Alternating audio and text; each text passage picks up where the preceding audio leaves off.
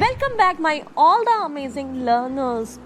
How are you all? I hope that you all are pretty much fine at your homes and are enjoying this audiovisual classes along with learning.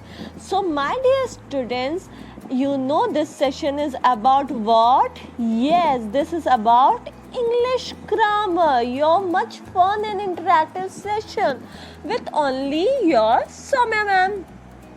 So dear students, I know that you all has been learned a lot of thing in this portion till now, and you all are much smarter to remember all the things. But still today we will have a fun and exciting session of our one of the old topic. Particularly this session is a revision session. So can you guess what we are going to study in our today's topic? What we are going to revise? Yes, we are going to revise about one and only the most important chapter of English grammar, that is the sentences. Now I also know that you all are very much aware about what are the sentence and basics of the sentences, structure and many important things related to sentences. But I will test your knowledge here. Yes, we will have a revision and you can recall whatever you have studied till now in your this topic of tenses. So let's go. My dear lovely students, we will start with what does a sentence mean. I know you all are aware about it, but still have a short revision. So sentences is a group of word, right? Now some points are also related with sentence, that it express a complete thought or complete meaning. How? Let's see with an example. If you see some words are written here on the screen, blue, sky, is, the, does it makes any meaning? क्या कोई meaning बन रहा है इन words से? नहीं ना? Yes. ये बिल्कुल ही कुछ अगड़म बगड़म सा सेंटेंस है जो आपको बिल्कुल भी समझ में नहीं आ रहा है. अब इसका सही फॉर्म देखें तो क्या हो सकता है? The sky is blue. अब आपको एक मीनिंग समझ में आ रही है ना, जो हमारे ऊपर स्काई है वो ब्लू है, तो ये हमारा क्या हो गया? एक complete sentence. Yes my dear student, so sentence is a group of word which express a complete meaning और complete thought. Now if we see about one of the very basic thing of the sentence, then you can see that sentence always begins with a what? Yes, sentence always begin with a capital letter and ends with a punctuation mark. Okay, sentence हमेशा जो है वो आपका एक capital letter से शुरू होता है और एंड किससे होता है? यस, एक पंक्चुएशन मार्क से. पंक्चुएशन मार्क क्या हो सकता है? फुल स्टॉप भी हो सकता है, क्वेश्चन मार्क भी हो सकता है और एक्सक्लेमेटरी मार्क भी हो सकता है. ये डिपेंड करता है हमारे सेंटेंसेस के टाइप पे, तो वो हम आगे देखेंगे. फिलहाल हम एक एग्जाम्पल देख लेते हैं सेंटेंस का. I walk to my best friend's house. एक आपको ग्रुप ऑफ वर्ड्स दिख रहे हैं जो अगड़म बगड़म नहीं है, बल्कि एक कंप्लीट मीनिंग दे रहे हैं, कंप्लीट थॉट देख रहे हैं. मैं कहाँ तक चला? मैं चला अपने सबसे अच्छे दोस्त के घर तक. आपको पूरी मीनिंग मिल रही है ना? ठीक है. अब जो हम बेसिक डिस्कस किए हैं यहाँ, हम देख सकते हैं सेंटेंस हमारा जब भी शुरू होगा वो एक कैपिटल लेटर से शुरू होगा. जैसे कि यहाँ पे सेंटेंस शुरू हुआ है आई से और हमेशा एंड होगा किससे? एक पंक्चुएशन मार्क से, जैसे कि यहाँ पे एंड हुआ है फुल स्टॉप से. So I think that you are clear with the basic of sentence and I hope that you will never ever make any mistake in this thing about the sentence. Now let's move forward. अपनी गाड़ी को हम आगे ले चलते हैं. जो हमें दूसरी बहुत ही ख़ास बात ध्यान रखनी है सब्जेक्ट के बारे में, वो ये है कि हमारा सेंटेंस जो है हमेशा वो एक सब्जेक्ट और वर्ब के कॉम्बिनेशन से बना होता है। मतलब जब भी हमारा सेंटेंस होगा उसमें एक सब्जेक्ट और एक वर्ब तो पक्का से होगा ही होगा। पहले तो मैं आपसे ये जानना चाहूँगी कि क्या आपको सब्जेक्ट का मतलब पता है माय डियर स्टूडेंट्स? होप कि आपको पता होगा, पर हम एक छोटा सा रिवीजन इसके बारे में भी कर लेते हैं, फिर हम अपने इस सब्जेक्ट वर्ब कॉम्बिनेशन के ऊपर आएंगे। So let's see it. Student, we will see here what are the meaning of subject and predicate, as they are the important parts of a sentence. You know that a complete sentence is made up of two parts. First one subject and second one, yes, predicate. Subject is generally known as naming part and predicate is generally known as the telling part. See that subject and predicate is equal to a complete sentence. Subject that I told you just now that it is a naming part. तो naming part क्या होता है? It tells us who और what the sentence is about. कि naming part बताता है कि sentence में अगर किसी चीज़ के बारे में बात हो रही है या किसी पर्सन के बारे में बात हो रही है तो वो कौन है, ठीक है। तो इसलिए हमारा वो पार्ट सेंटेंस का जो हमें ये बताए कि पूरे सेंटेंस में किसके बारे में या किस चीज़ के बारे में बात हो रही है, तो वो हमारा क्या होता है?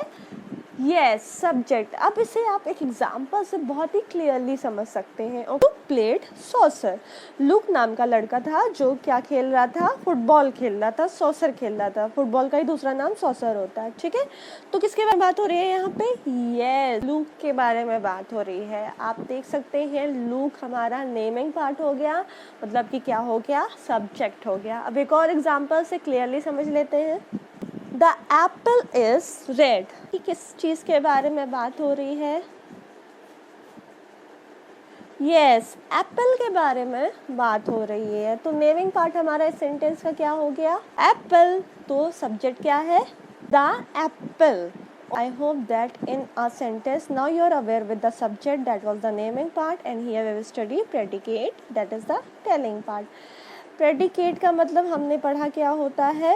It is the telling part of a sentence. मतलब कि ये हमें बताता है कि अगर समवन या समथिंग कुछ कर रहा है या उसके साथ कुछ हो रहा है तो उसके साथ पर्टिकुलरली क्या हो रहा है, क्या बात कही जा रही है, वो हमारा होता है प्रेडिकेट। इसीलिए प्रेडिकेट को क्या कहते हैं?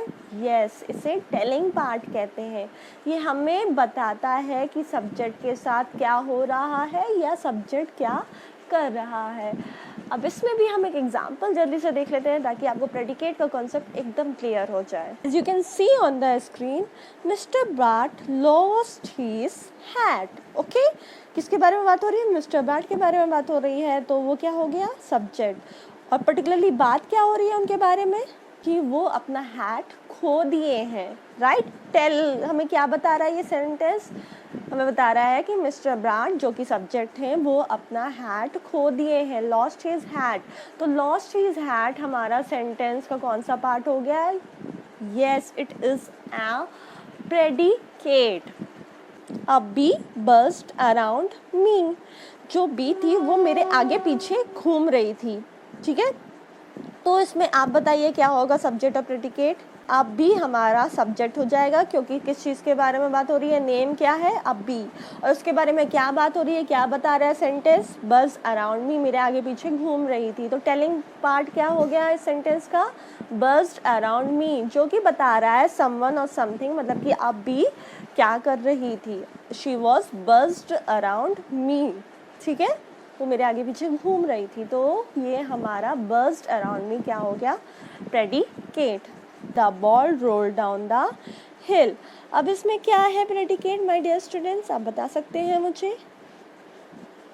Yes, roll down the hill is our predicate in the sentence because it is telling about the ball. Student, you came to know that subject as well as predicate makes our a complete sentence. Learners, हम देख लेते हैं कि हमारा जो group of words वो किससे बनता है, सब्जेक्ट और वर्ब के कॉम्बिनेशन से। मतलब सब्जेक्ट रहता है और एक वर्ब रहता है जो कि हमारे प्रेडिकेट में ऑलरेडी इंक्लूडेड होता है, क्योंकि हम सेंटेंस में जब कुछ लिख रहे हैं तो हमारा जो नेमिंग पार्ट है वो कुछ ना कुछ तो कर रहा होगा ना। जब तो बैठा नहीं होगा तो वो जो कर रहा होगा वही हमारा वर्ब हो जाता है और वो प्रेडिकेट के अंडर आता है। तो हमेशा एक सेंटेंस में सब्जेक्ट और वर्ब ज़रूर से ज़रूर होता है। कुछ एक्सेप्शंस होते हैं जहाँ पे सब्जेक्ट हमें क्लियरली दिखता नहीं है सेंटेंस में, पर हम अपने दिमाग में, अपने माइंड में उसे मान सकते हैं कि हाँ, इस सेंटेंस में सब्जेक्ट होगा। एग्जाम्पल के तौर पे आप यहाँ देख सकते हैं, पुट द बुक हियर। यहाँ पे कोई नेमिंग पार्ट नहीं है, किससे बोला जा रहा है, किससे बात हो रही है, क्लियरली मेंशन नहीं है, पर हम एज्यूम कर सकते हैं कि ये सामने वाले पर्सन से बात हो रही है। हम कह सकते हैं you put the book here, तो यू शुड हमारा साइलेंट है। जैसे कई वर्ड्स होते हैं ना, ऑनेस्ट, तो उसमें एच साइलेंट होता है, आवर, HOUR, तो उसमें एच साइलेंट होता है। वैसे ही हम यहाँ पे इन सेंटेंस से मान लेते हैं कि हमारा सब्जेक्ट साइलेंट होता है। तो पुट द बुक हियर हमारा प्रेडिकेट बस आ गया सेंटेंस का, पर हम ये नहीं कह सकते हैं कि ये एक इनकम्प्लीट सेंटेंस है, बल्कि ये एक कंप्लीट सेंटेंस है जिसमें कि सब्जेक्ट साइलेंट है। I hope that you are clear with the subject and verb combination in which the subject is generally silent. Okay?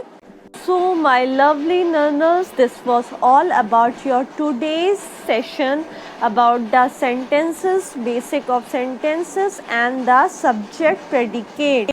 And I hope that you all are clear with your revision topic about the sentence totally and will never ever forget this basic about the sentences.